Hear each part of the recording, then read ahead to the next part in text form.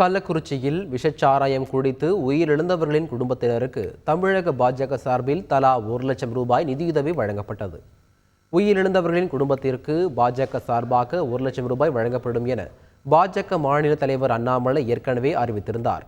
இதன்படி பாஜக மாநில துணைத் தலைவர் ஏஜி சம்பத் மற்றும் பாஜக மாநில செயலாளர் எஸ்ஜி சூர்யா ஆகியோர் பாதிக்கப்பட்டவர்களை நேரில் சந்தித்து காசோலையை வழங்கினார்.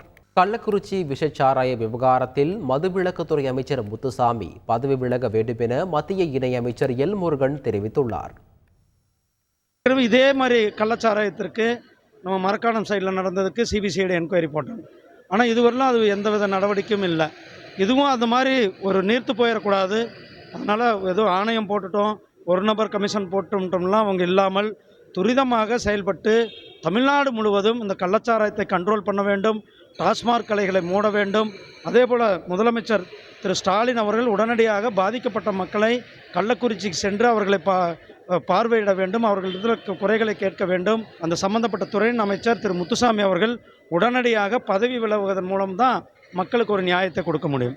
கள்ளக்குறிச்சி விஷச்சாராய மரணத்தில் திமுக கட்சியினருக்கு உள்ள தொடர்பை ஆளுநரை சந்தித்து விவரிக்க உள்ளதாக பாஜக மாநில தலைவர் அண்ணாமலை தெரிவித்துள்ளார். இன்று மதியம் ஆளுநர் அவர்களுக்கு தொலைபேசி மூலமாக அழைத்து நான் புகார் சொன்னேன். குறிப்பாக எங்களுடைய தனிப்பட்ட கருத்து சுதந்திரத்தை திராவிட முன்னேற்ற கழகம் பறித்து கொண்டிருக்கின்றார். ஒரு தனி மனிதன் பேசக்கூடிய சுதந்திரத்தை பறிக்கிறான்.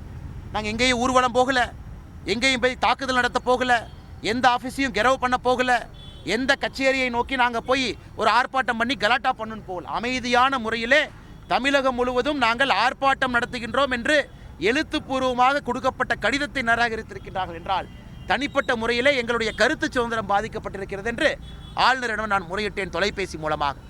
திங்கட்கிழமை காலையில் 11 மணிக்கு ஆளுநர் அவர்கள் நேரம் கொடுத்திருக்கின்றார்கள். பாரதிய ஜனதா கட்சி சார்பாக ஒரு குழு நம்முடைய மேதகு ஆளுநர் அவர்களை சந்தித்து குறிப்பாக இந்த கள்ளச்சாராய சாவு பாரதிய ஜனதா கட்சி ஸ்பாட் விசிட்டு நாங்கள் பார்த்திருப்பது அனைத்தையும் கொடுக்க போகின்றோம். அதையெல்லாம் தாண்டி திமுகவுக்கு இருக்கக்கூடிய சம்பந்தத்தை கூட ஆளுநரிடம் அறிக்கையாக சமர்ப்பிக்க போகின்றோம். செய்திகளை உடனுக்குடன் தெரிந்து கொள்ள உடனே சப்ஸ்கிரைப் பண்ணுங்க.